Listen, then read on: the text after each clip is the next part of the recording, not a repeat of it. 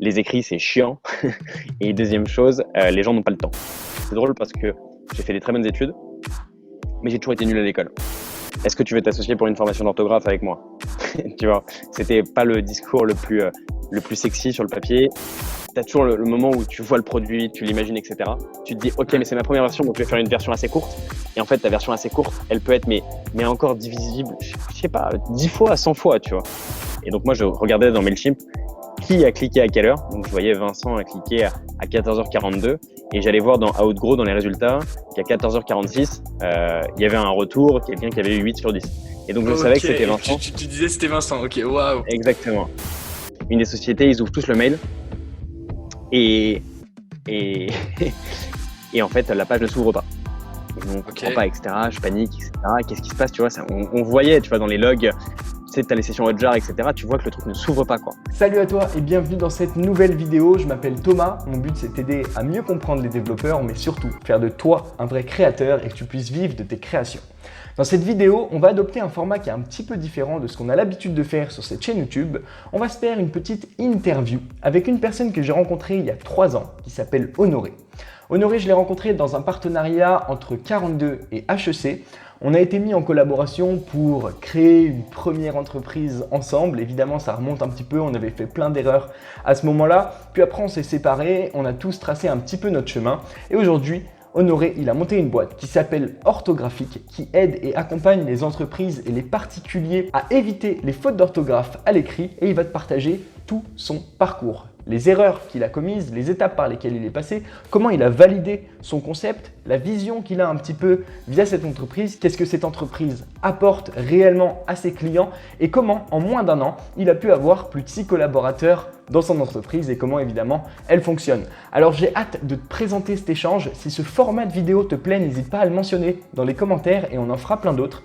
C'est un format de vidéo que je tenais à te faire parce que toi, ça peut te donner des idées aussi sur des boîtes que tu peux monter en tant que développeur ou même sans avoir de connaissances en développement. En tout cas, il y a plein de pépites à prendre dans cette interview. Alors sans plus attendre, je te partage ma discussion avec Honoré. Bon visionnage à toi. Bon bah salut Honoré, j'espère que tu vas bien. Bienvenue sur cette chaîne YouTube. Hello Thomas, yes, ça fait plaisir d'être là. Alors Honoré, on s'est rencontrés la première fois, ça remonte à 2 ou sûrement 2 années. J'étais à 42, tu étais à HEC, on a contribué à un projet ensemble. On montait, c'était le Startup Launchpad, il me semble. C'est ça, hein? Exactement, exactement, exactement. Ok. Ensuite, on a un peu suivi tous les deux nos chemins. Est-ce que tu peux te présenter rapidement? Ouais, grave, grave, avec plaisir. C'était même il y a 3 ans. Franchement, c'était il y a 3 ans, Thomas, le temps passe vite. En gros, on s'était rencontrés. C'est ça, moi, j'étais en dernière année à HEC et c'était le parcours du Startup Launchpad, qui est un peu une track d'entrepreneuriat à HEC, où en gros, en dernière année, tu peux travailler sur ton projet personnel et on te met un peu des ressources des ressources à ta disposition et notamment, tu peux bosser avec des développeurs. Et c'est pour ça qu'on s'était rencontrés avec 42. Donc, il y a un partenariat à HEC 42 où on essaie de frotter un peu des silex ensemble pour arriver à des trucs. Et du coup, c'était un peu, je pense, ma première expérience entrepreneuriale. On bossait sur un sujet, tu te rappelles, on avait une petite équipe, on essayait, on était tout jeunes, tout cons, et on travaillait sur un truc complètement fou. Et du coup, ça a duré 2 ans, 1 an et demi, 2 ans, qui ont été assez éprouvants parce que je pense que c'était le début de l'entrepreneuriat. Et je pense Ouais. qu'on a fait toutes les erreurs qu'on nous avait dit de pas faire. Et on a fait toutes les bêtises possibles, imaginables, mais vraiment les bêtises bas de gamme, quoi. Pas les bêtises haut de gamme, tu sais, les bêtises où tu te dis, ouais, en vrai, c'est pas facile à voir. Nous, on a fait vraiment les bêtises hyper faciles à voir. Et après, ça a duré 2 ans de belles galères. Ensuite, là, depuis 1 an, du coup, je bosse sur un tout nouveau projet que j'ai commencé tout seul. Et là, après, 6 mois après, t'as un de mes associés, Jade, qui m'a rejoint. Et là, actuellement, on est 6 à bosser dessus. Je sais pas si tu veux que je rentre tout de suite en profondeur dessus ou si on Eh en parle ben, après. on va y arriver. Donc, tu t'appelles Honoré. On va revenir depuis la base. Donc, quel âge t'as à l'heure actuelle? Là, j'ai 26 ans. 26 ans. T'as terminé HEC, c'est fini. J'ai terminé HEC en 2018, tu vois. J'ai tenté de D'accord. pousser un max pour faire durer le plaisir, mais du coup, j'ai terminé il y a 2 ans tout pile et voilà. Et le Launchpad, quand on s'est rencontrés, ça marquait la fin de ton cursus. En gros, c'est le Master 2. C'est l'équivalent du Master 2 à HEC. Je fais un Master 2 en gros en entrepreneuriat digital.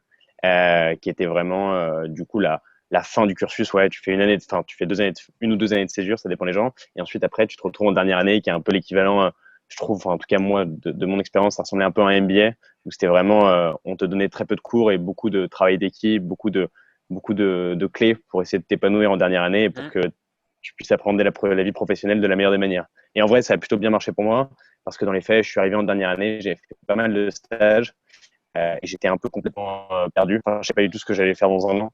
Et tu vois, tu sais, en septembre, t'as pas très peur. En octobre, ça se rapproche. En novembre, décembre. En fait, tu vois le truc qui se rapproche. Et c'était un peu angoissant parce que du coup, c'est très dur de savoir ce que tu veux faire en sortant d'école. Et ce qui est cool, c'est que cette track entrepreneuriat, en fait, elle m'a fait ne pas me poser la question parce que du coup, j'ai continué et je me suis pas trop posé la question depuis de savoir ce que je devais faire et dans quelle boîte postuler, à quel poste, machin, etc. J'ai pas eu Ça ces. t'a lancé dedans. C'était une évidence après ça. Exactement, exactement, exactement. Et tu vois, quand le premier projet s'est fini au bout de 2 ans, la raison pour laquelle j'ai changé de projet, c'est que en fait, tu vois, c'est con, mais en fait, je m'étais pas posé cette question-là et je n'étais pas passé par tous ces raisonnements par lesquels mes potes sont passés en sortant d'école. Et du coup, en fait, moi, la continuité, c'était de chercher, de rebondir, tu vois, un peu comme c'est le cas enfin, toujours quand tu essaies de monter ta boîte, tu cherches toujours à rebondir de problème en problème. Du coup, moi, je cherchais à rebondir et je cherchais pas du tout Mm. à avoir le même raisonnement qu'eux sur, tiens, quelle boîte pourrait me plaire, aller me balader sur Welcome to Jungle et tout. Enfin, j'ai pas fait ça, quoi. Donc, je pense que j'étais pas, la raison pour laquelle j'ai rebondi d'un projet à un autre, c'est juste que, c'était la continuité, quoi. Alors, avant de parler de ce que tu fais maintenant, parce on est là pour ça aussi, c'est hyper intéressant. C'est quoi ce switch du coup? Tu dis que tu n'avais pas le même raisonnement, tu dis que t'as passé 2 ans, tu n'étais pas tout seul. Tu Ouais, connais sûrement les personnes avec qui tu collaborais, mais moi je suis vraiment pas resté longtemps. J'étais juste là ouais, dans le cadre du projet. Après j'ai continué moi ouais. ce que j'avais à faire et vous aussi. C'est quoi ce switch? Comment vous vous êtes séparés et comment t'en es arrivé un petit peu pour introduire ce Bien sûr. changement de projet et cette boîte que tu as montée? Ouais, bien sûr. Alors moi, j'ai rejoint le projet, du coup, le projet initial avec un gars de ma promotion qui s'appelait Franklin, qui lui bossait, qui venait d'une école d'ingénieur. Il avait son propre projet, sa propre idée, etc. Et en fait, je l'ai rejoint. Il y avait 2 autres personnes dans l'équipe qui avaient des backgrounds plutôt techniques, développeurs. Et on a commencé à bosser sur du machine learning pour la relation client. On voulait analyser les tickets des relations clients. Tu sais, tu as beaucoup de tickets aujourd'hui quand tu interagis avec les services clients des entreprises. Ça ouvre un ticket dans Hmm. l'entreprise, tu as un agent qui le traite et ensuite ça répond, etc. C'est assez important pour les boîtes parce que c'est de la satisfaction client. Et derrière, en plus, c'est aussi des coûts pour l'entreprise parce que du coup, tu dois répondre à un maximum de tickets avec le moins de personnes possible. Et du coup, on avait voulu bosser là-dessus. Franklin avait cette petite idée, ce petit algorithme qu'il avait pour traiter automatiquement les messages. Non pas y répondre, Ouais, je je ne me vais pas faire souviens. un chatbot, mais traiter un peu automatiquement les messages pour aider les agents de la relation client. Au final, j'ai même très peu envie de te parler de business là-dessus parce que ça a été non pas un long chemin de croix parce qu'on n'a pas du tout fait les bonnes choses, mais en fait, on n'a juste pas fait les bonnes choses.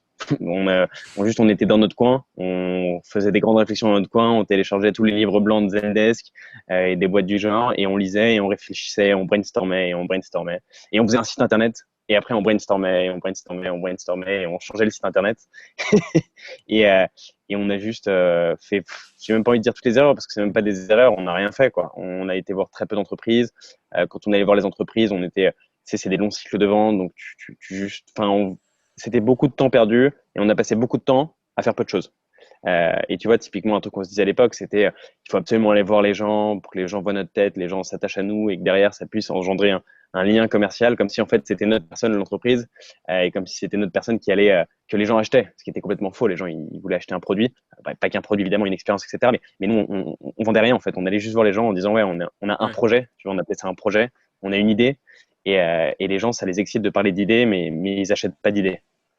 Ils achètent quelque chose qui les aide, ils achètent quelque chose qui répond à leurs besoins. Et nous, on n'était pas du tout là pour ça. On répondait peut-être à leurs besoins de parler, d'avoir des gens qui sont intéressés sur leur job, sur leur situation, mais on répondait absolument à aucun besoin business. Et tu vois comme quoi ça a duré longtemps, parce que ça a duré quasiment 1 an de ça, avant qu'on se rende compte que ça, c'était une mauvaise idée et qu'on décide d'avancer et de trouver des nouvelles idées ensemble. Et Ok. ça, c'était encore une nouvelle année, qui est un peu la deuxième année d'entrepreneuriat avec cette équipe, qui a été la suite de l'échec, c'est-à-dire se rendre compte qu'en fait, on n'était pas une bonne équipe et qu'on n'était pas une équipe faite pour travailler ensemble. On s'est séparés des 2 autres au bout de au bout de 8 mois. Et après, ça a été encore quelques mois avec Franklin où on brainstormait ensemble, on avançait ensemble. Et en fait, on refaisait les mêmes bêtises.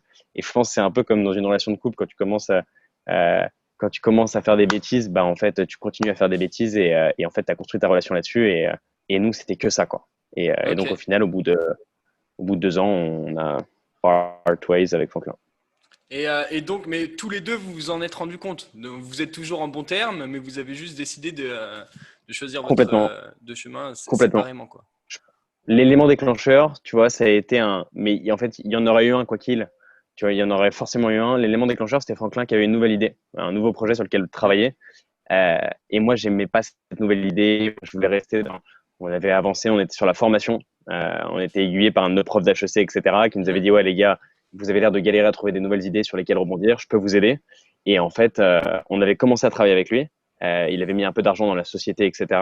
Donc moi, j'avais vraiment le sentiment que pour une fois, on avançait, que surtout, j'avais besoin d'un mentor, je pense, un peu supérieur, un mec qui avait une approche marché, qui nous conduisait et qui nous aidait. Et ce mec-là, il nous aidait pour ça, tu vois. Et je sais plus, au bout de 2 mois, en fait, Franklin, ça lui plaisait plus.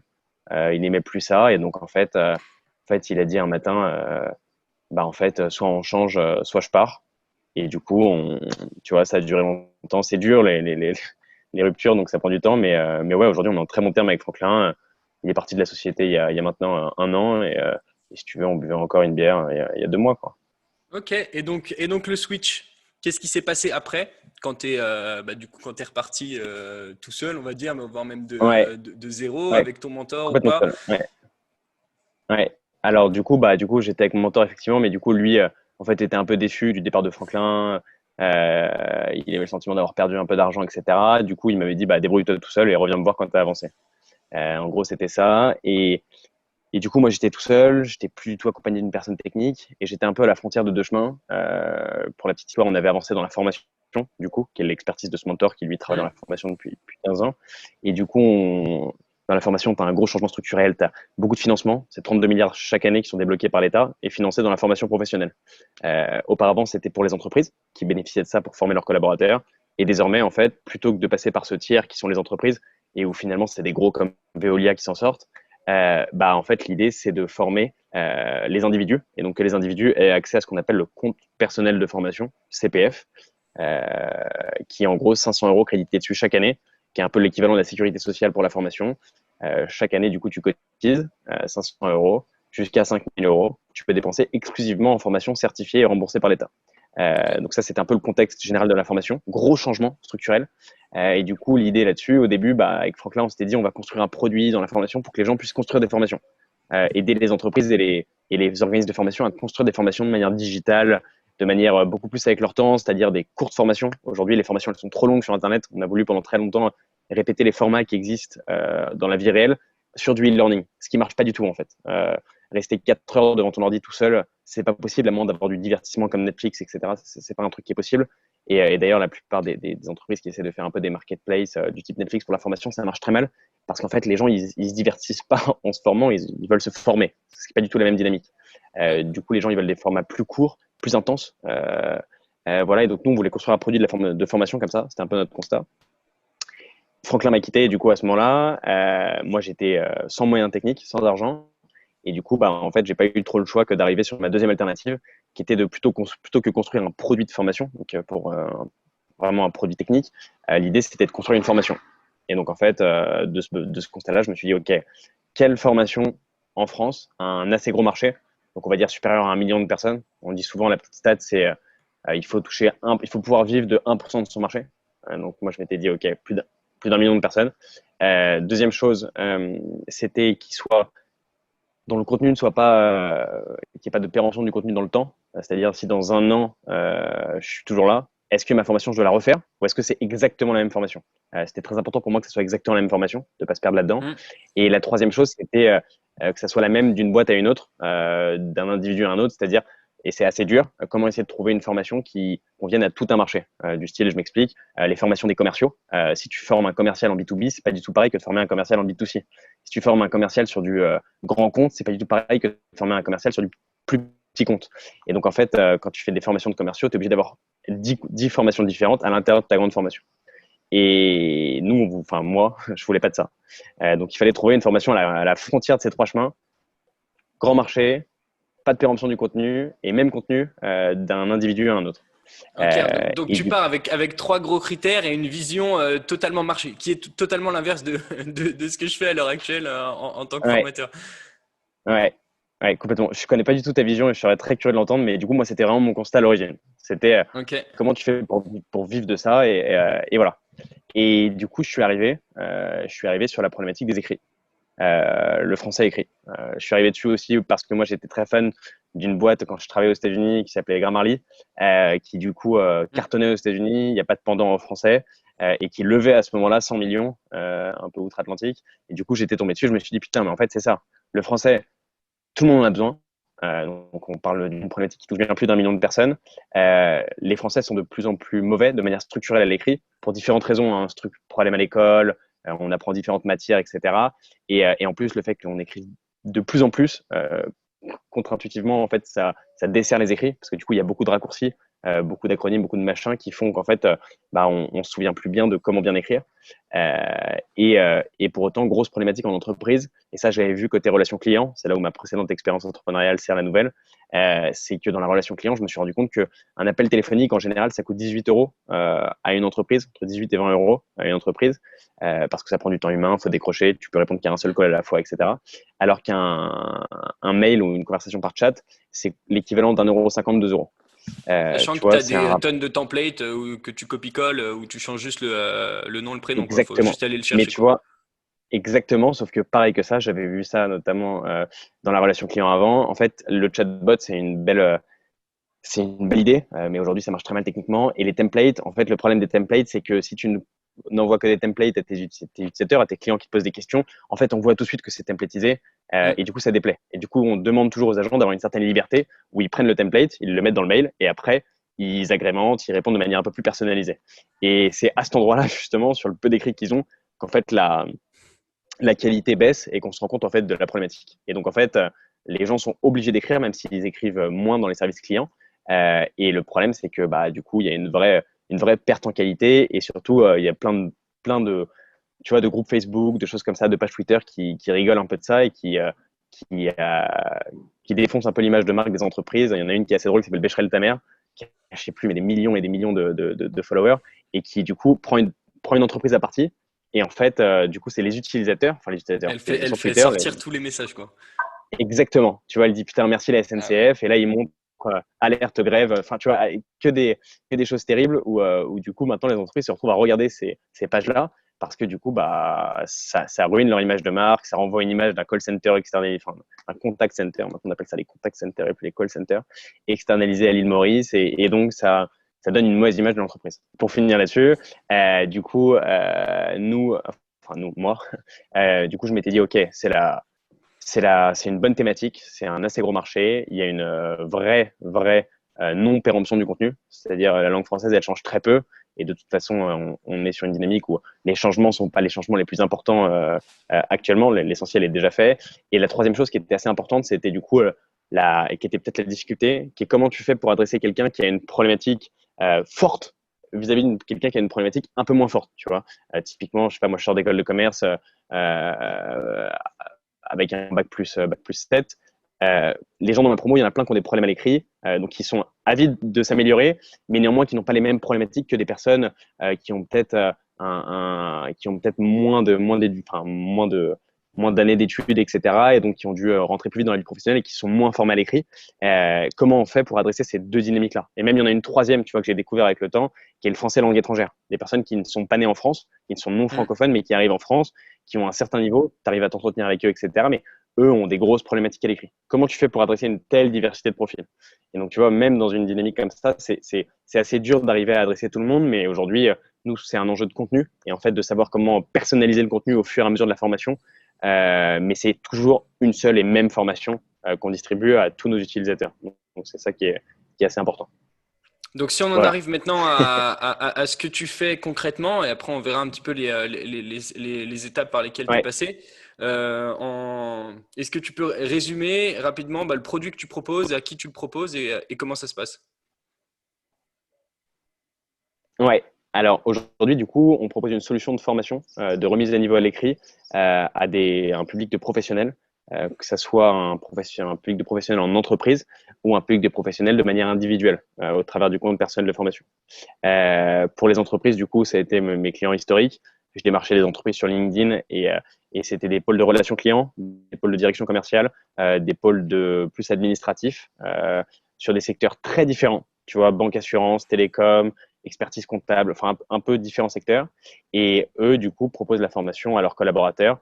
On forme en général des équipes entre 10 et 200 personnes. Et, et voilà pour la partie entreprise. Pour la partie individu, du coup, cette partie-là, elle est un peu différente. On peut nous trouver du coup sur la plateforme de Mon Compte Formation, où du coup les individus peuvent nous trouver en tapant formation d'orthographe.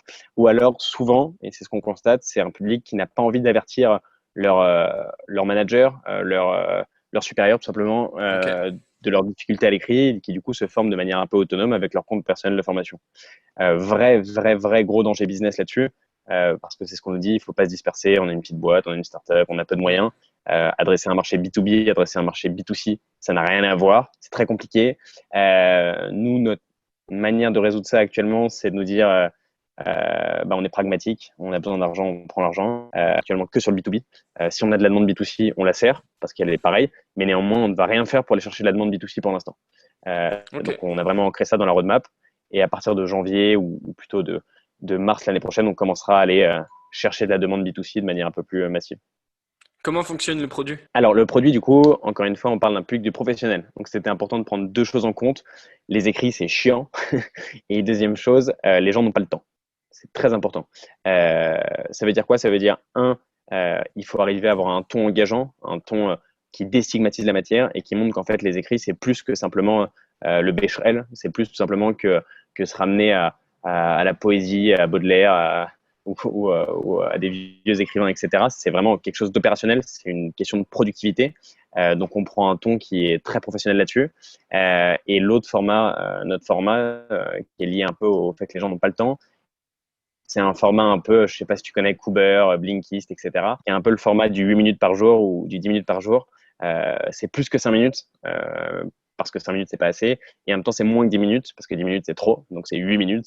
Où pendant 8 minutes, du coup, tous les jours, tu reçois un cours directement par email. Chaque cours que tu reçois, c'est que des questions sur 3 règles différentes et qui te permettent réellement de monter en compétences avec une plateforme un peu gamifiée où en gros l'idée c'est d'attraper toutes les règles, faut maîtriser toutes les règles et donc en fait tu dois gagner un certain nombre de points par règle.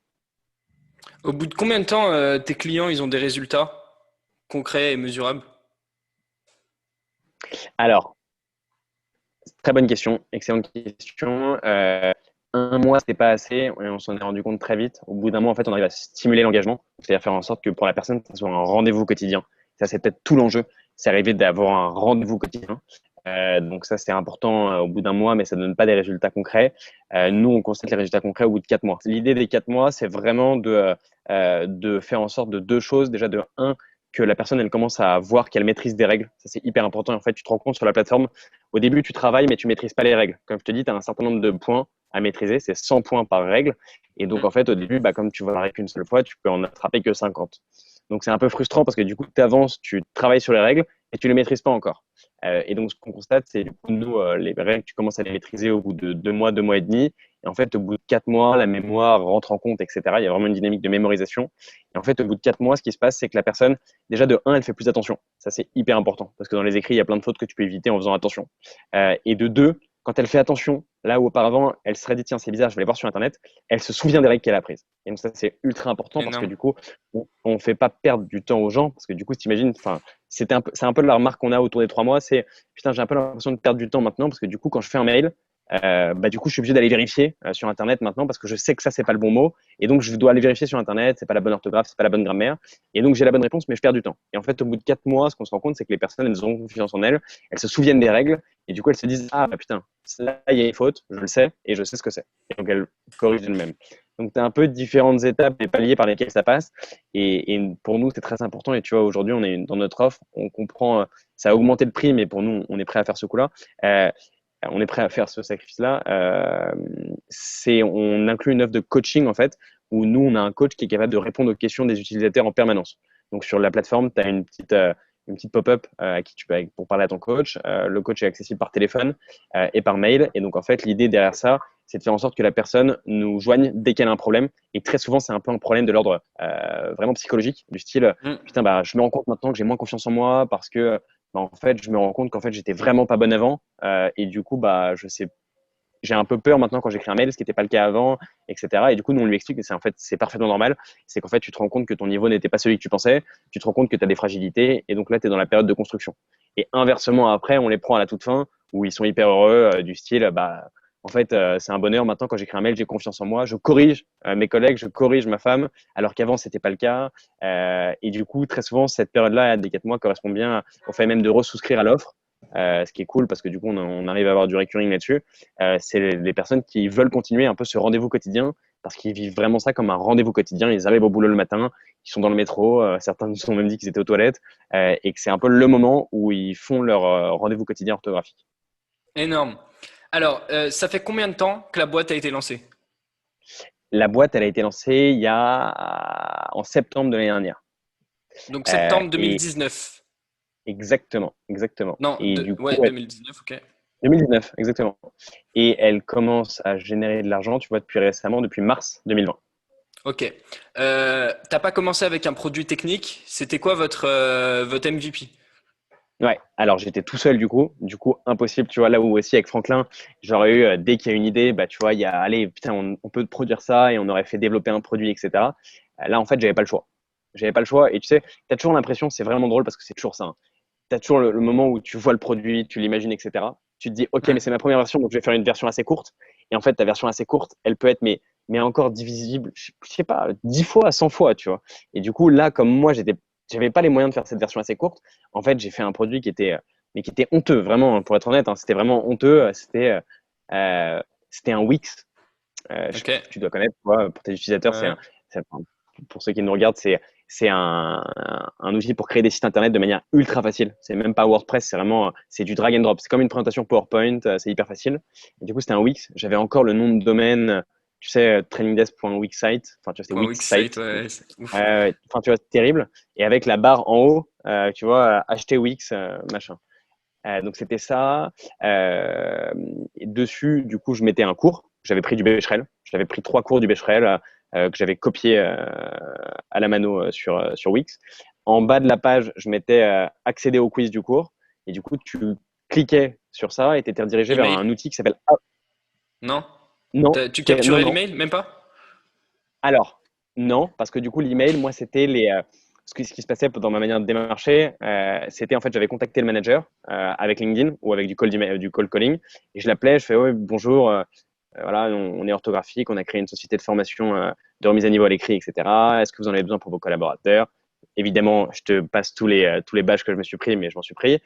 Et derrière, j'allais générer en fait une semaine de tests avec des entreprises où je leur disais, vous pouvez inclure jusqu'à 5 de vos collaborateurs dans la semaine de test. On fait ça gratuitement parce qu'on est généreux et qu'on a envie d'avoir vos retours sur le produit. Ok. Et donc, pendant une semaine, vos collaborateurs recevront tous les jours, par email, un cours orthographique, comme s'ils étaient inclus dans l'expérience. Et donc, en fait, chaque jour, du coup, les personnes recevaient directement par mail la page Wix, ils lisaient le cours, ensuite ils cliquaient à la fin sur un petit bouton qui les dirigeait vers un quiz. Le quiz, j'utilisais un outil du style Typeform qui s'appelle Outgrow. Je ne sais pas si tu connais. Je connais pas du tout, j'irai checker. Ouais, il faut que tu ailles checker et vraiment j'invite tous ceux qui nous regardent d'aller checker. C'est vraiment un bel outil pour faire des quiz. C'est un outil qui sert à faire ce que tu disais, hein, du lead capture Hmm. d'habitude. Il est toujours sur mon site internet. Si vous allez sur orthographique.com, je vous propose de faire un test de positionnement gratuit. Tu rentres ton mail et tu as directement accès au quiz qui du coup est hébergé sur Outgrow. Le Il y gros aura avantage tous les liens dans la description, no worries. Ok. Et du coup, le gros avantage par rapport à Typeform, c'est que c'est pas un format qu'on reconnaît. Tu vois, Typeform, tu arrives sur le format Typeform, tu sais que Ouais. c'est pas toi qui as développé ce format-là, tu vois. Alors que Outgrow, moi, les gens croyaient vraiment que c'était ma plateforme. C'était vraiment la continuité de ma plateforme. Ils croyaient vraiment que c'était moi qui avais développé l'outil. Et du coup, ils avaient accès ensuite à une dizaine de questions qui étaient sur le cours juste avant. Et s'ils validaient les questions, alors le lendemain, ils avaient accès au cours d'après. Et s'ils ne validaient pas les questions, le lendemain, ils recevaient le même cours en leur disant, bah, sois plus attentif. Maintenant, on peut réellement entrer dans le dur, refais l'exercice et valide ce cours. Et Énorme. comment je faisais pour voir que les gens avaient bien validé? Je regardais les logs enfin les logs, les heures de clics. Donc j'utilisais Mailchimp pour mes mails. Donc les mails, ils partaient avec Mailchimp. L'avantage de Mailchimp par rapport à une boîte mail, pour ceux qui nous écoutent aussi, c'est en gros Mailchimp, ça permet de mettre un peu de HTML dans les mails, donc de mettre un peu de design, etc. Et de traquer notamment les clics et les ouvertures. Et donc moi, je regardais dans Mailchimp qui a cliqué à quelle heure. Donc je voyais Vincent a cliqué à 14h42 et j'allais voir dans Outgrow, dans les résultats, qu'à 14h46, il y avait un retour, quelqu'un qui avait eu 8 sur 10. Et donc je savais Ok, que c'était et tu, Vincent. tu, tu disais c'était Vincent. Ok, waouh. Exactement, exactement. Tu vois, j'avais aucun autre moyen de savoir. Et je disais vraiment quand je vendais l'outil, je disais bah oui, non, nous on a un suivi individuel, on peut savoir exactement qui est logué sur la plateforme à quel moment, etc. Et c'était vraiment le petit quick win, mais qui était ultra important. Et je vendais ça, tu vois. J'utilisais cette faiblesse, qui est vraiment une faiblesse, hein, de ne pas pouvoir loguer les individus parce que ça supposerait de construire une app. Et moi, j'avais pas de développeur, donc je pouvais pas construire d'application. Enfin, une web application, encore une fois. Et du coup, moi, j'utilisais vraiment cette faiblesse qui est juste d'envoyer les gens vers des pages internet. Il suffit juste d'avoir le lien, en fait. En disant, en fait, c'est vraiment un argument de vente. Parce que du coup, plutôt que de faire en sorte que chaque jour, vos utilisateurs se connectent à un nouvel outil et que vous ayez un énième outil à donner à vos employés sur lequel ils doivent entrer des identifiants de connexion, des mots de passe, parfois ils oublient le mot de passe, parfois ils oublient leur mail, etc. Nous, on n'a pas Ouais, ça. je vois. Nous, tu cliques sur ton mail et en fait, c'est un Et mail boum. personnalisé. Je calais toujours, exactement. Et je calais toujours la même petite phrase. Ouais, en fait, on utilise les liens UTM. Je savais même pas ce que ça voulait dire. On utilise les liens UTM, ce qui nous permet de traquer qui fait quoi, etc. Et c'est ça qui nous permettait du coup justement qui nous permettait du coup de vendre le produit comme un vrai non-produit, c'est-à-dire un truc qui n'est pas un produit pour tes collaborateurs. J'ai juste besoin de leur adresse mail et moi, ils sont directement inscrits. Donc, si on résume, au début, zéro tech, c'est toi qui montes tout avec des outils existants. Ouais, Acquisition LinkedIn et cold call. ouais, Donc, même pas de coût en nom de domaine, tu es toujours en .wixsite. Donc, tu as un produit qui te coûte complètement. zéro, Qui coûte presque. Outgrow. Outgrow qui coûte, je payais 29 euros par mois. OK. Par contre, Et Mailchimp, l'acquisition te c'était coûte gratuit. zéro, parce que du coup, tu vas Zéro. parler one by one. Et Mailchimp gratuit et Wix gratuit, parce que tu n'as même pas acheté ton nom de domaine qui pourtant devait coûter genre 4 ou 5 euros Exactement. par an, quoi. Mais tu sais pourquoi je ne l'ai pas acheté? C'est parce que je ne savais pas le paramétrer sur OVH, etc. Je ne savais pas comment faire. Ok, moi, je t'enverrai une vidéo. Non, mais là, à Ouais. mon avis, c'est Ouais. bon. Ok, à partir de quel moment tu t'es dit, ok, c'est validé, on peut passer au produit? Alors, du coup, ça s'est fait en novembre de l'année dernière. Du coup, j'avais fait des phases de test avec 5 entreprises, 5 fois 5, parce que du coup, pour chaque entreprise, je leur disais vraiment jusqu'à 5 collaborateurs. Ça, c'était assez important comme argument en marketing parce que, en fait, du coup, si tu leur dis pour n'importe quel nombre de collaborateurs, ils inscriront une personne, tu vois. Et en fait, ça sera lui, le mec à qui je parle. Et donc, en fait, ça sera pas un projet d'entreprise. Alors que là, du coup, quand je disais jusqu'à 5, ils inscrivaient toujours 5 personnes et ça donnait vraiment le sentiment que c'était un projet d'entreprise directement. Parce que Hmm. moi, j'avais beau dire, il n'y a pas de login, il n'y a rien, je donnais énormément de densité. J'avais les mails de chacun des utilisateurs, je faisais un questionnaire de satisfaction à la fin, j'essayais de les appeler un maximum de chacun d'eux, et à la fin, j'envoyais un rapport global au manager en disant, bah voilà ce qui s'est passé pendant cette semaine. Et là, tu vois, il voit des trucs en mode, lui, il est monté en compétence de ça, ça, ça et ça. Lorraine m'a parlé, Lorraine m'a dit qu'elle avait des difficultés à faire ça, ça et ça. Enfin, tu vois, j'allais vraiment avec un côté un peu benchmark de ce qui s'était passé, du niveau d'orthographe dans l'entreprise et des conséquences, etc. Ça, c'était ultra important de dire jusqu'à 5. Et du coup, j'avais fait un test avec 5 entreprises. Tu en as 2 qui m'ont recalé. Parce qu'en fait, c'était pas son besoin. Elle avait du mal à le qualifier. Elle voulait pas vraiment une formation à l'écrit. Elle voulait plus une formation sur la manière de s'exprimer. Donc ça, c'est dur à avouer, mais parfois, tu as des mauvais tests. Et ensuite, l'autre, de manière assez drôle, lui, il avait vraiment besoin. Mais lui, je m'étais gouré. J'avais fait une mise à jour, grosse connerie à faire aussi. La veille du début de la phase de test, je m'étais dit, putain, lui, j'ai vraiment envie de le réussir. Donc, j'avais modifié les liens, etc. Et en fait, j'avais modifié tous les liens, mais je l'avais pas fait dans Mailchimp. Donc, en fait, quand les gens cliquaient sur la campagne de mail, ça les redirigeait vers une page d'erreur. 404. Ouais, ok. Et du coup, en fait, ça s'est arrivé 2 fois. Et il y en a un, c'était pareil avec le Outgrow. Il cliquait à la fin du quiz. Et en fait, ça le redirigeait sur le quiz de la veille. Et du coup, ils avaient donné une satisfaction assassine à leur manager. Et à la fin de la semaine, ça l'avait pas fait. Il m'a dit, mais tu vois, mais comme quoi, c'était vraiment, il m'a dit no hard feelings. Je comprends. Allez, on refait le test dans un an quand tu auras un peu avancé sur ta solution, etc. C'était pas du tout, tu vois. Et c'était pas non plus un énorme client. C'était pas, de toute façon, je travaillais jamais avec des énormes clients au début, etc. Bref. Et Tu du te coup, avec les présentais 3 comme, qui restaient, par contre, c'était comme super bien passé. early stage? Juste petite parenthèse, Bah, tu te présentais comme un mec j'essayais. Ouais. qui lançait ou tu étais là, ouais, on est en UTM Link. Alors, c'est une très bonne question. En fait, je jouais un peu des deux. Déjà, j'évitais complètement d'en parler parce qu'en fait, Ouais, c'est pas relevant. Donc, si tu commences à en parler, c'est qu'en fait, tu es un peu sur les l'arrière parce que t'as pas besoin les gens, ils t'achètent pas parce que tu es early stage ou parce que tu es late stage. Tu vois. Les gens, ils t'achètent parce qu'ils ont un besoin et qu'ils ont un besoin d'y répondre. Tu vois. Et du coup, moi, j'en parlais pas du tout. Et quand on m'en parlait, je bottais un peu en touche en disant qu'en fait, on était une jeune entreprise, mais que néanmoins on était plusieurs, euh, et que en fait, on avait la chance d'être sur un domaine où il n'y avait pas besoin d'être 36 dans l'entreprise pour que la boîte tourne. Et ça suffisait à répondre aux gens, à la question aux gens. C'était OK, bon, ok. bah en fait, c'est une TPE, mais normal, c'est les écrits, ça ne paraît pas être une grosse problématique. Normal. Et donc, en fait, je les mettais en confiance. Et par contre, ce que je faisais beaucoup, tu vois, typiquement, quand j'avais un problème niveau contenu ou autre, je disais, ouais, très bien, je renverrai le feedback à l'équipe pédagogique, je renverrai le feedback à l'équipe commerciale. Enfin, tu vois, je disais pas du tout que c'était moi, Ouais, et je notamment au vois. moment des négociations, ça c'était assez important. Au niveau des négociations, je disais, bah, en fait, Je vais en parler quand en j'étais un réunion. exactement. Je vais en parler à l'équipe commerciale. Moi, je suis pas l'équipe commerciale. Moi, je suis le CEO, mais du coup, c'est pas moi qui suis responsable de ça. Moi, j'en parle à l'équipe commerciale et je reviens à vous. Et donc, ça me permet de prendre le temps de revenir avec des arguments et de reparler à la personne. Et en plus, la personne, elle apprécie parce qu'elle a l'impression, tu vois, on a parlé d'elle, on a parlé du débat, etc. Et je reviens vers elle avec voilà, bon, bah alors, c'est difficile de s'aligner sur les prix que vous avez demandé. Néanmoins, on s'est dit qu'on pouvait faire un effort par rapport à ce que vous nous avez demandé. Et de toute façon, on a une super relation tous les deux. Donc, moi, j'ai insisté pour que ça soit le cas. Et donc, voilà. Donc, on va peut-être pas aller sur le prix que vous m'avez dit, mais on va essayer de faire un effort, on va aller sur ce prix-là. C'est énorme. Alors, je suis désolé, je t'ai coupé et tu disais du coup trois bots qui sont avec qui c'était OK.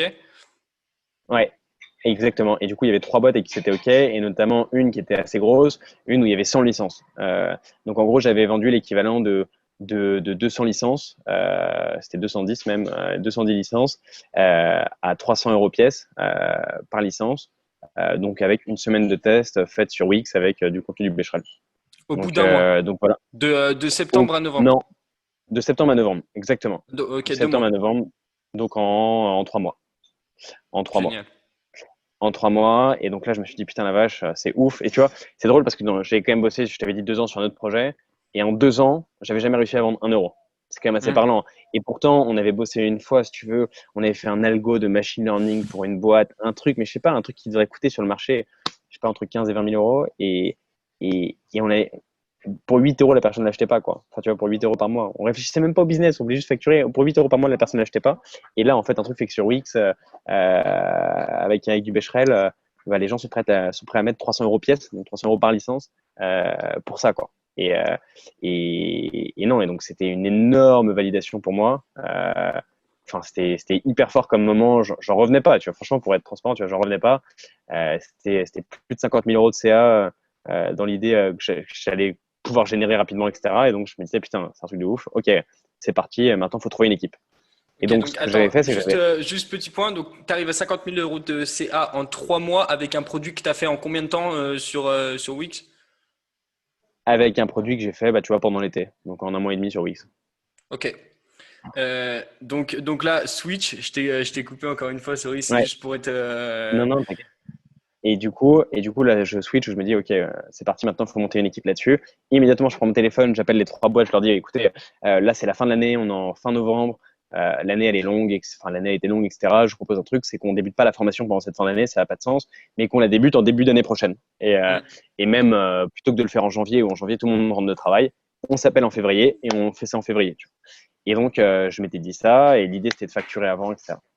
Ouais. Et donc, moi, je me dis, parfait, on est mi-novembre. Je me suis acheté 2 mois et demi de tranquillité par rapport à ça. J'ai vendu. Maintenant, il faut absolument que je trouve quelqu'un pour construire le produit. Parce qu'encore une fois, la stack technique Mailchimp, Wix, Outgrow est incapable, niveau cours, d'avoir plus de. Enfin, tu vois, j'avais pas de cours, quoi. J'avais rien, quoi. Donc, énorme dynamique niveau contenu. C'est peut-être le. Tu vois, on Mais a tendance à t'as de beaucoup penser au l'argent à contenu investir technique. dans le développement, du coup. Non, j'avais 0 euros. J'avais 0 euros parce que quoi? Parce qu'en gros, dans la facturation de la formation, tu factures dans les 15 premiers jours de la formation et tu factures pas en un. Donc j'avais pas l'argent sur le compte bancaire. J'avais les devis signés, mais j'avais pas l'argent sur le compte bancaire. Ok. Donc voilà. Et donc là, à ce moment-là, du coup, bah, je pars en recherche de personnes. J'ai fait tout mon réseau, tout mon entourage, etc. Et c'est là où je me suis confronté à l'autre truc, parce que j'avais été pas mal tête dans le guidon. Euh, Est-ce que tu veux t'associer pour une formation d'orthographe avec moi? Tu vois, c'était pas le discours le plus sexy sur le papier et pas du tout. Et je pensais que les chiffres, etc. Et évidemment que les chiffres allaient appuyer le fait que c'était un projet sexy, etc. Mais en fait, la plupart des gens me disaient, mais en fait, une formation d'orthographe, c'est une fucking formation d'orthographe, tu vois, ça m'intéresse pas. Et donc, en fait, c'est ça qui a été un moment dur. Et ça a duré un mois et demi, où vraiment, je prenais des verres tous les soirs. Et à Je ce pense que moment-là, tu recherches un dev et seulement un dev. non, non, je recherche n'importe qui. Je recherche n'importe qui où je me dis, on sera deux, on aura plus de pouvoir, il y aura une partie contenu, une partie produit.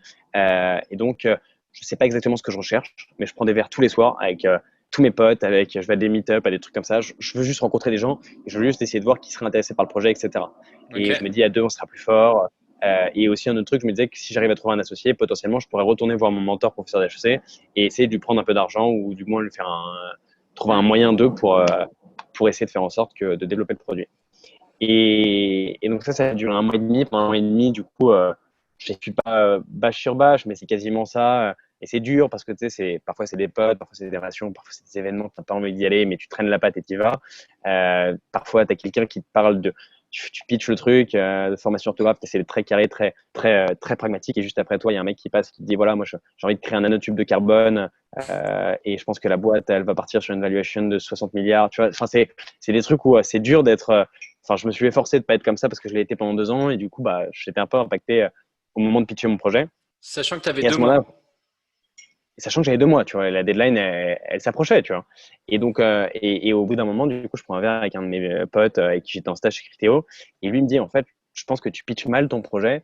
En fait, tu pitches comme si nous, on achetait le produit alors qu'on n'est pas là pour acheter le produit. On est là parce que, en fait, tu nous vends non pas un rêve, mais en fait, tu nous vends ce que va devenir cette boîte, ce qu'elle va résoudre. Et en fait, c'est con, mais ça rejoint un peu les dynamiques du why, etc. C'est pourquoi cette boîte, en fait. Pourquoi cette boîte, elle fait sens et pas ce que cette boîte, elle fait. Et ce que cette boîte, elle fait, bah, c'est évident que c'est pas sexy parce que je l'ai fait tout seul et que forcément, bah, quand tu commences une boîte, tu commences avec pragmatique, surtout quand tu arrives à gagner de l'argent tôt. Tu vois. Faire des boîtes qui se permettent de ne pas commencer sur quelque chose de pragmatique, c'est des boîtes qui ont levé des sous et donc peuvent travailler sur des projets pendant 2-3 ans. Et donc, et du coup, il m'avait vraiment dit, il faut vraiment que tu pitches le why, pourquoi toi, et pourquoi ce projet-là. Et c'est drôle parce que du coup, ça m'a fait me poser ces questions-là que j'avais pas eu le temps de me poser avant. C'était pourquoi moi sur Clairement. l'orthographe, tu vois, ça me paraissait pas du tout sensé, et pourquoi l'orthographe en tant que tel, tu vois. Et donc ces questions-là, en fait, je me suis efforcé d'y répondre et il m'a aidé à y répondre. Et en fait, à force d'avoir passé du temps et comme lui m'avait aidé à y répondre, en fait, lui, il a dit, bah écoute, fuck, moi, ça m'a donné envie. Et du coup, go. Et du coup, à ce moment-là, C'est on quoi la est, conclusion avant ça? C'est quoi ton why? c'est-à-dire, mon why, c'est drôle. Du coup, j'ai un peu un double why. J'ai un why personnel et un why plus sur la boîte. Mon why personnel sur ça, c'est que c'est drôle parce que j'ai fait des très bonnes études, mais j'ai toujours été nul à l'école. J'ai toujours été nul à l'école. Vraiment, ça a toujours été un. C'est drôle, hein, ça paraît. Les gens souvent se foutent de ma gueule en me disant non, mais enfin, c'est faux, tu t'es un petit intello, c'est sûr, etc. Et non, en fait, j'ai toujours été. Je suis dans un très bon lycée parisien, etc. Mais j'ai toujours été dernier de ma classe, toujours nul. Et en fait, je le vivais très mal d'avoir le sentiment justement d'avoir des fragilités hyper fortes sur des trucs cons qui n'étaient en l'occurrence pas l'orthographe, mais qui faisaient hyper écho à cette dynamique-là. Et l'orthographe, je l'ai beaucoup reconnu ça quand j'ai parlé à des gens au moment des tests utilisateurs, etc. En fait, c'est des personnes qui sont très professionnelles, sont très carrées, contrairement à ce qu'on peut croire, mais ont ce talon d'Achille, et c'est vraiment le mot talon d'Achille, hein, qui les impacte dans leur vie au quotidien, qui cache ou qui les empêche d'être épanouis, ou tout simplement qui fait qu'ils se sentent quasiment inférieurs à certains moments parce qu'ils demandent à leurs enfants d'écrire leur mail, ils demandent à leurs collègues avant d'écrire un mail. Et en fait, c'est un peu une réminiscence d'un passé où tu étais un cancre à l'école, ou c'est la réminiscence d'un milieu socio-démographique ou de choses comme ça qui sont en fait liées à ton passé où tu te dis, bah non, c'est bon, maintenant je suis dans la vie professionnelle, c'est fini, ce genre de choses. Et en fait, non, tu as toujours les écrits pour te ramener à ça, pour te ramener au fait Carrément. que bah, tu n'es pas du même milieu que les autres ou tout simplement qu'à l'école, tu étais un cancre et que ça se voit encore aujourd'hui. Et donc, en fait, c'est un peu leur rappel que, bah, en fait, il n'y a peut-être pas tant de seconde chance que ça dans la vie. Tu vois. Et du coup, bah, en fait, ça fait beaucoup écho à ça de manière personnelle pour moi. Et l'autre dynamique par rapport au why des écrits, je trouve ça fou, en fait, que les écrits soient au cœur de notre vie. On écrit tout le temps. On écrit, et même ça me marquait dans les trucs cons, hein, mais quand je travaillais là, justement en France, je travaillais chez Criteo, ma boss était en face de moi, on s'écrivait. On s'écrivait pour garder un historique des conversations. Et au début, je trouvais ça Ouais, hyper bizarre parce que du ça coup, c'est sûr. je me dis, mais pourquoi tu me parles pas? Et en fait, on s'écrivait. Et en fait, l'écrit est au cœur de tout parce qu'en fait, l'écrit, c'est de la data, ça permet de garder un historique, ça permet de structurer des outils comme Slack et tout, te le rappelle tout le temps. L'écrit, c'est une vitrine de toi-même. Très souvent, aujourd'hui, on parle aux gens par écrit avant de les voir, que ce soit d'un point de vue commercial, où j'écris un message LinkedIn aux gens, ou que ce soit même d'un point de vue, tu vois, presque drague. Tu vois, aujourd'hui, tu parles aux gens par Tinder, tu parles aux gens par Mm. écrit avant de leur parler de manière orale. Et donc, en fait, C'est le les point écrits sont la d'entrée. vitrine de Si toi-même. t'es pas bon, si t'es pas bon à l'écrit, tu vas pas plus loin. Si t'es pas bon sur Tinder à l'écrit, tu vas pas boire un verre.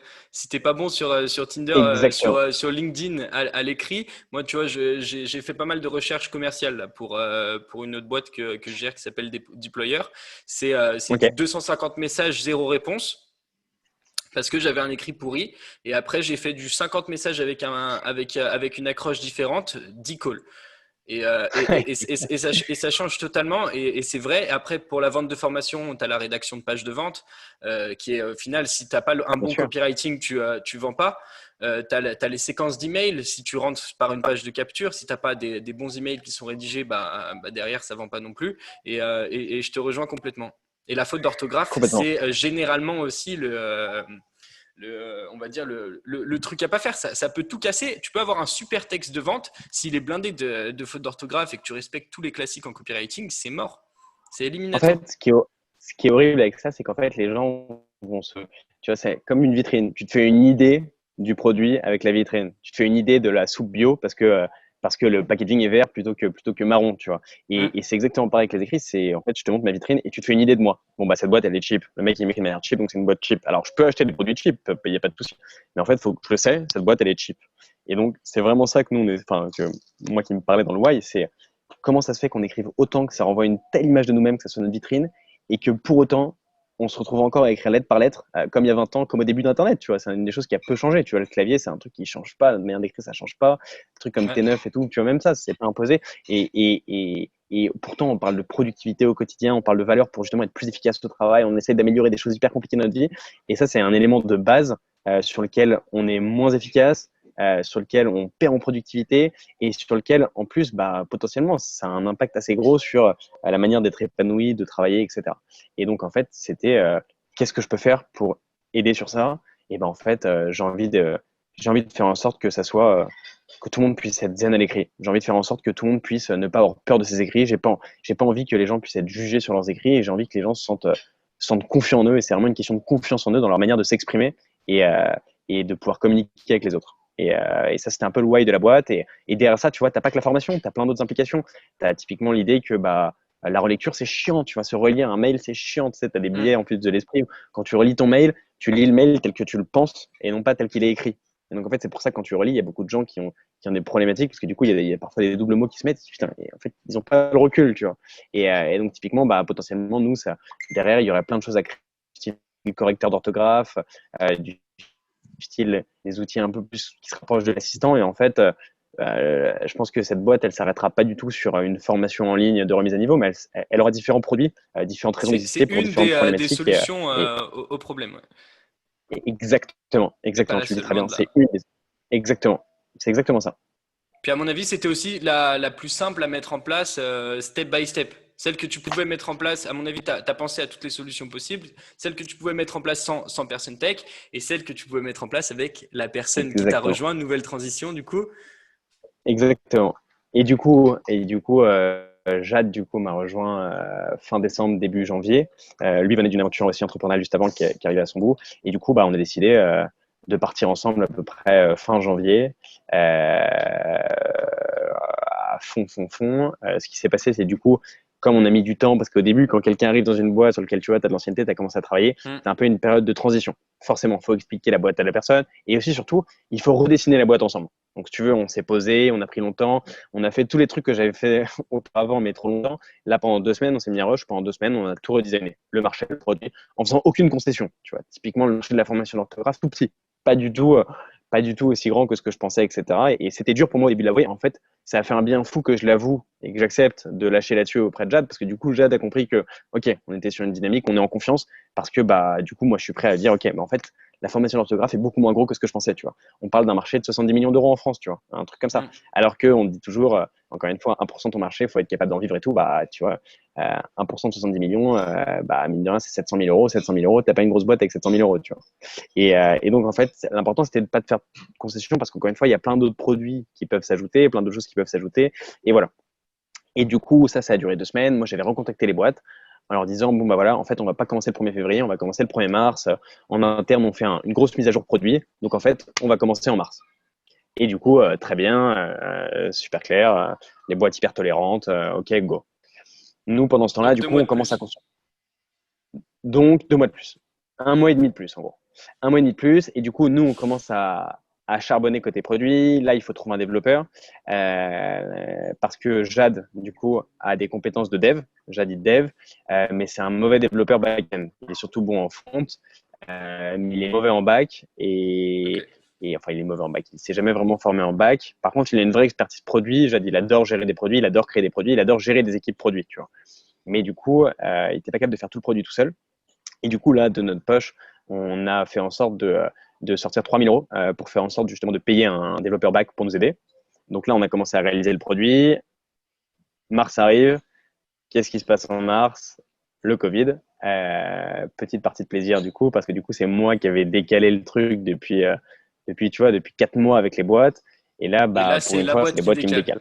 décalent. Nickel. Exactement. Et là, Le produit est pas fini. toutes les boîtes me décalent en me disant, bah, en fait, bah, c'est ça qui était horrible, c'est que pour une fois, le produit arrivait à être fini. Tu vois, genre là, le Ok. produit était quasiment prêt, etc.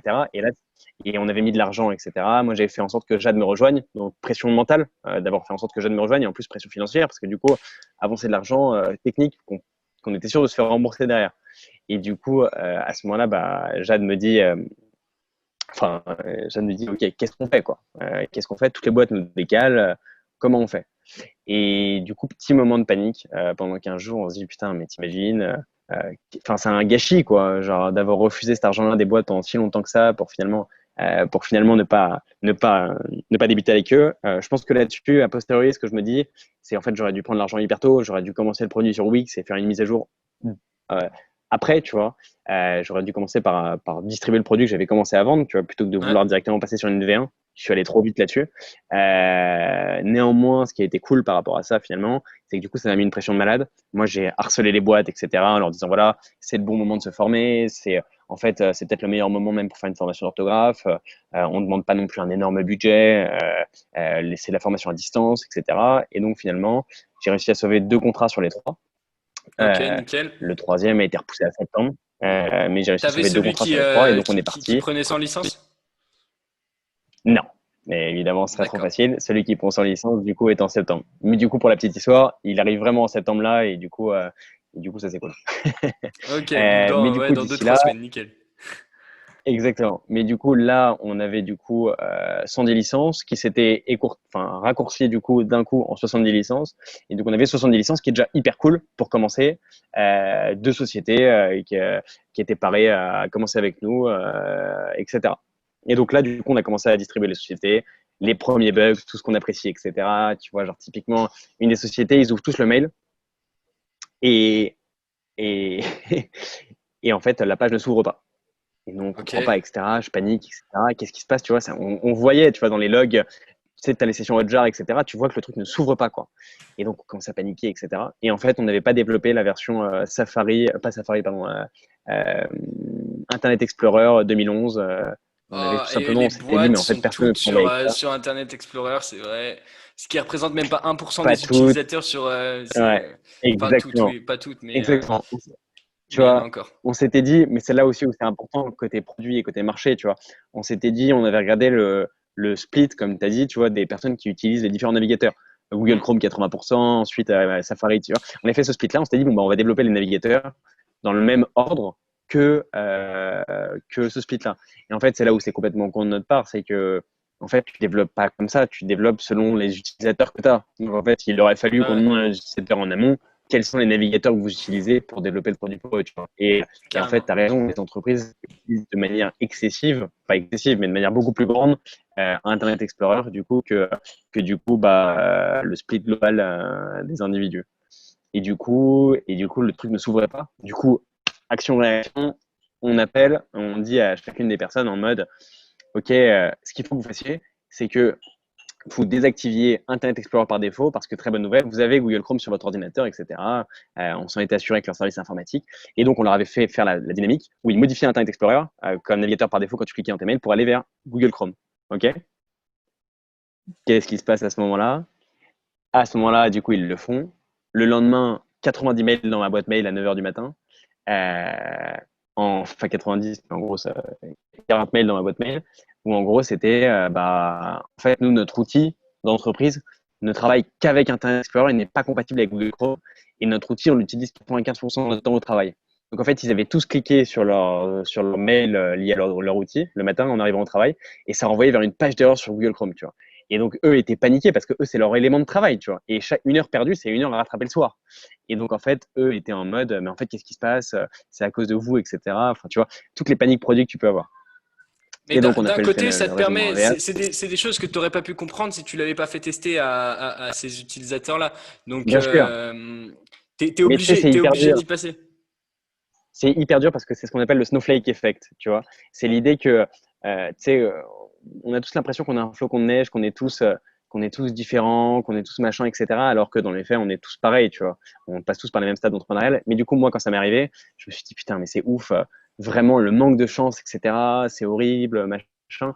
Et en fait, c'est vrai, quand tu prends du recul, finalement, on leur a fait désinstaller ce qu'on avait fait et finalement, on a développé la version sur Internet Explorer. On a retardé d'une semaine le lancement en trouvant une raison pour laquelle on retardait d'une semaine encore. Et ça s'est fait parfaitement, tu vois. Mais c'est juste que quand ça t'arrive, tu te dis putain, mais c'est vraiment, ça ne m'arrive qu'à moi, quoi. Tu te dis vraiment, ça ne m'arrive qu'à moi. Et en fait, ça arrive à tout le monde, tu vois. Mais quand tu le vis pas en te disant, en fait, c'est un truc classique. Et voilà. Et du coup, ça, c'était le premier élément du coup du confinement. Le deuxième élément cool du confinement, ça a été en fait le fait que les formations à distance pendant le confinement ont été financées à 100% pour les personnes au chômage partiel. Donc ça, c'est Ok, plan énorme. de l'État. L'État s'est dit, putain, il y a 11 millions de personnes au chômage partiel. Ça veut dire 11 millions de personnes qui sont payées pour être chez elles et qui sont Et désœuvrées toi, parce tu que avais l'entreprise été n'a. reconnu comme CPF.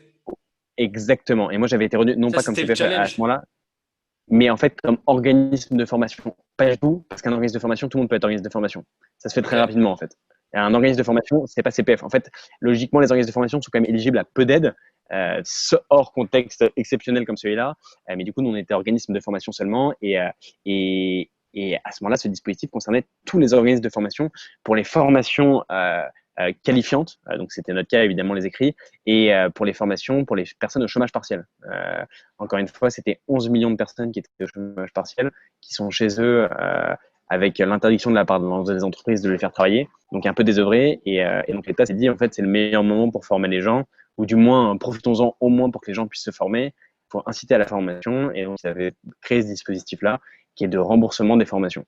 Et donc ça nous a permis de rentrer des beaux clients, et notamment, on a rentré une belle entreprise, Disney, qui, eux, gros plan de chômage partiel, Énorme. parce qu'évidemment, le parc d'attractions était fermé et parce que les différentes filiales étaient fermées.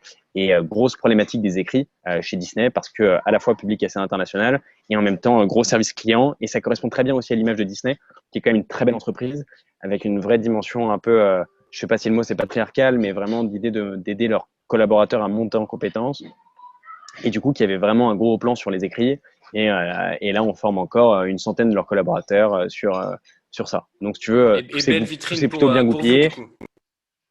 et super belle vitrine pour nous. Et super, super, super belle vitrine pour nous. Donc super cool. Rentrer un gros client, rentrer une centaine de licences, rentrer du chiffre d'affaires, clairement. C'est un très beau contrat avec Disney. Et on a rentré encore 3-4 autres entreprises comme ça. Ce qui fait qu'aujourd'hui, on bosse avec 8 entreprises et 9 d'ailleurs à partir de septembre avec du coup le contrat dont je te parlais d'avant. Et voilà. Et voilà où on en est. Donc là, ça nous a permis de construire le premier élément, la première brique du produit. Là, on a fait une grosse mise à jour produit pendant le mois de juillet qui arrive fin août et notre produit de formation est quasiment fini d'un point de vue technique. Il reste du contenu, évidemment. Il y a un gros challenge Énorme. contenu maintenant de produire du contenu. Mais, mais le gros du produit technique est fait et ça, c'est très cool. C'est incroyable. Honoré, ça fait quasiment 1 heure, si ce n'est plus, qu'on est en train de Ouais, parler. Je trouve ton projet ouais, hyper passionnant. Euh, on va essayer de conclure ouais, tranquillement. ça Donc marche. là, en termes, la partie dev, elle était indispensable sur ton projet, là, pour le produit que tu es en train de travailler. Tu pouvais pas continuer avec ce que tu avais fait dès le début. En fait, pour être transparent là-dessus, je pense que tu peux toujours continuer avec ça. Ouais, C'est juste que si tu as une certaine vision de ta boîte et ce que tu veux faire, je savais qu'à un moment, il faudrait que j'avance et que je voulais avancer vite. Et donc, je me disais que c'était le bon moment pour le faire. Néanmoins, je suis sûr que est-ce j'aurais pu qu'avec du générer le même recul, chiffre tu l'aurais d'affaires et fait les plus mêmes clients. tard? C'est une bonne question. C'est une bonne question parce qu'aujourd'hui, je suis très content de là où je suis, donc je te dirais non. Euh, Avec du recul, ce que j'aurais préféré faire, c'est encaisser l'argent plus tôt des premiers clients Ouais, pour l'investir plus tôt et donc développer plus tôt. Oui, je l'aurais. J'aurais pas fait plus tard, mais j'aurais encaissé l'argent plus tôt et j'aurais commencé à délivrer mes clients plus tôt. carrément. Ok. C'est quoi les next steps pour ta boîte? Alors, les next steps, là, en gros, c'est gros focus commercial pour essayer de rentrer un maximum d'utilisateurs B2B jusqu'à, comme je te disais, début janvier ou début mars. Euh, Ensuite, c'est faire un gros travail d'acquisition. Ça va être notre gros step. Je pense qu'en fait, moi, j'ai beaucoup à apprendre là-dessus. Comment démarcher, enfin, démarcher sans démarcher, c'est-à-dire essayer de faire en sorte que les gens nous viennent d'eux-mêmes à nous en Hmm. inbound et notamment parce qu'on veut développer notre offre CPF à fond et faire en sorte que les individus puissent nous trouver et puissent se former avec nous. Ça suppose de travailler des canaux d'acquisition. On a deux, trois idées sur le sujet pour essayer de faire en sorte que les gens nous connaissent. Mais du coup, c'est un gros Qu'est-ce que tu travail ferais du coup? marketing de la boîte et De la donc je te pub, de la dirais pivot création de commercial et contenu? marketing de la boîte. Alors, forcément, je pense qu'on va faire de la pub au début pour essayer de voir ce qui marche et ce qui marche pas. Nous, notre entrée du tunnel de vente, elle commence à être bien dessinée, elle est assez cool. En fait, on a créé un test de positionnement. Tous ceux qui Hmm. vont sur notre site internet peuvent le voir. Tu te connectes et en fait, on te fait en 8 minutes, on est capable de savoir quel est ton niveau et de te positionner, de te placer par rapport aux individus qui ont déjà fait le test. C'est-à-dire, aujourd'hui, je crois qu'il y a plus de 10 000 personnes qui ont déjà fait notre Ok, test énorme. sur orthographique. Et comment les gens nous trouvent par LinkedIn. Moi, j'ai un gros compte LinkedIn et je fais des posts LinkedIn. Et si tu veux, là, j'ai fait un post récemment où j'ai eu, sans 1 euro de publicité, rien, j'ai fait 110 000 vues et 700 commentaires. Et il y a plus de 5000 personnes qui sont connectées pour faire mon test après ce post-là. Donc, ce post a été C'est grave relayé, incroyable. grave vu. Et donc, les gens se connectent sur mon site. Ils arrivent sur mon site et une fois qu'ils sont sur mon site, en fait, ils rentrent dans le tunnel de vente qui est test de positionnement. À la fin du test de positionnement, ils reçoivent un mail automatique. On leur propose de s'inscrire à une semaine de formation. Pendant une semaine de formation, ils reçoivent le parcours comme s'ils étaient dedans. Et à la fin de la semaine de formation, on fait en sorte de leur proposer un appel téléphonique pour échanger avec eux et leur expliquer, comprendre leurs besoins et ensuite leur expliquer comment marche notre solution. Et Et, toujours autant et B2C que voilà, aujourd'hui, B2B, mais c'est le manager qui fait le test ou c'est du coup la alors, personne qui se sent moins bonne en orthographe? le tunnel, il se disperse à la sortie. C'est-à-dire qu'à la sortie, ensuite, on les qualifie. À la sortie de la semaine de test, on les qualifie et on regarde qui est qui. Donc là, c'est Hmm. qualification par LinkedIn. J'ai un stagiaire qui s'en occupe. C'est-à-dire que lui, il va voir pour chacune des personnes, il trouve le profil LinkedIn. Il regarde si c'est un manager, si c'est une entreprise qui est dans notre cible, etc. Et toutes celles qui répondent à notre target d'entreprise, elles sont qualifiées dans notre pipe de vente sur HubSpot en B2B. Et toutes celles qui sont des personnes un peu random, normales, etc., on les fait passer dans un pipe de vente B2C où en fait l'idée là c'est de produire une newsletter à partir de la rentrée pour entretenir la relation avec eux, une Ok, newsletter orthographique. Et pour le reste, B2B, pipe de vente commerciale B2B, donc c'est-à-dire moi j'essaie de les appeler, j'essaie d'échanger avec eux, j'essaie de, tu vois, de faire en sorte que ces entreprises nous activent. Et ça c'est hyper important parce que dans les entreprises, si quelqu'un a déjà fait le test de positionnement, c'est tu connais un peu son niveau, tu connais sa personnalité, tu sais si c'est une personne qui est bonne à l'écrit, donc qui est plutôt manager et qui est intéressée pour ses collaborateurs, ou si c'est une personne qui est plutôt qui avait des difficultés. Dans ces cas-là, qui lui plus l'enjeu c'est de nous pousser à son manager, on fait en sorte que on dise à son manager, bah, tu sais, il y a des personnes dans ton entreprise qui font nos tests, est-ce que tu veux l'envoyer en interne, etc. Donc, c'est plus, tu vois, c'est différent. Mais du coup, la qualification, elle se fait vraiment à la sortie du tunnel. d'accord, c'est incroyable. Écoute, je pense qu'on va conclure, on va faire un petit mot de la fin. Merci énormément Ouais, pour ton intervention parce que ton projet il est hyper passionnant. Ce serait même intéressant, je pense, d'ici 1 an ou deux de se refaire un petit call pour voir un petit peu où ça en est. grave. pense que bah, là maintenant c'est ancré, on a la base qui est là et maintenant j'ai vraiment hâte de découvrir la suite. Et surtout, bah, Grave. potentiellement, les prochains produits qui vont sortir, outre le côté formation. Euh, Évidemment, toutes les personnes qui regardent cette partie de la vidéo, vous pouvez passer votre test juste en dessous. Tu le présenteras mieux que moi, donc je te laisse le faire. Ouais, alors c'est un test de positionnement pour connaître votre niveau, à la fois vos forces et vos faiblesses, et être capable de vous situer, c'est-à-dire savoir si vous obéissez plutôt à un profil plutôt haut niveau, donc est-ce que c'est vous qui voyez les fautes des gens, ou est-ce que vous appartenez plutôt à un profil fragile, c'est-à-dire qui justement fait des fautes, ne se rend pas forcément compte, et du coup c'est les autres qui les voient. Donc ça, ce test, vous avez juste à laisser votre adresse mail sur notre site internet, on mettra le lien effectivement juste en dessous, et voilà. Et comme ça, bah après, du coup, tu as accès à la ressource qu'il faut en fonction du profil que tu es pour répondre à certains problèmes que tu as. Et comme on disait, c'est hyper important parce que tout passe par de l'écrit. On en a parlé à un moment dans cette vidéo. Et c'est vrai, peu importe l'introduction que tu vas faire, que ce soit sur LinkedIn, sur Facebook, sur Tinder, sur n'importe quoi, tu es obligé d'écrire à un moment, que ce soit aussi même pour laisser des traces dans ta boîte. Donc c'est hyper intéressant. Orthographe IQ, orthographique. Ouais, orthographique, orthographe IQ, comme tu veux. Nous, on aime bien dire orthographique. Donc, go orthographique. All right. Merci encore, Honoré. À très Top. bientôt, je Merci à toi, l'espère. Thomas. Et bon courage pour ton aventure. Yes, ciao. Merci beaucoup, Thomas. À plus. J'espère que cette vidéo t'a plu. Tu peux retrouver ton petit test dans le premier lien dans la description de cette vidéo. Abonne-toi à cette chaîne YouTube pour avoir plus de contenu de la sorte, que ce soit des interviews ou que ce soit des vidéos pour mieux comprendre les développeurs et devenir un vrai créateur. Encore une fois, si ce format interview t'a plu, n'hésite pas à le mentionner dans les commentaires. On en fera d'autres avec un immense plaisir. Merci encore à Honoré d'avoir pu participer à ce call et nous on se revoit dans une prochaine vidéo. À tout de suite.